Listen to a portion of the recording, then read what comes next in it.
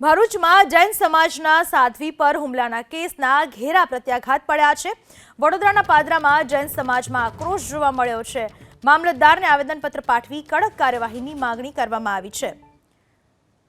જે આખી ઘટના બની હતી તેના કારણે જૈન સમાજમાં આક્રોશ છે। સાધ્વી પર હુમલાના કેસમાં ઘેરા પ્રત્યાઘાત પડ્યા છે। ઉગ્ર માંગણી કરવામાં આવી છે। પગલાં લેવા માટેની માંગણી કરવામાં આવી રહી છે। જૈન સાધ્વી પર હુમલાના કેસમાં ઘેરા પ્રત્યાઘાત પડ્યા છે। રજૂઆત કરવામાં આવી છે કે જે પણ જવાબદાર વ્યક્તિઓ છે તેના ઉપર કડક હાથે કાર્યવાહી હાથ ધરવામાં આવે। મામલતદારને આ બાબતને લઈને આવેદનપત્ર પાઠવવામાં આવ્યું છે। વડોદરાના પાદરામાં જૈન સમાજનો ભારોભાર આક્રોશ જોવા મળી રહ્યો છે। જૈન સમાજમાં મામલતદારને આવેદનપત્ર પાઠવ્યું। જૈન સમાજના લોકો ત્યાં પહોંચ્યા હતા અને કડક કાર્યવાહી કરવાની માંગણી કરવામાં આવી છે।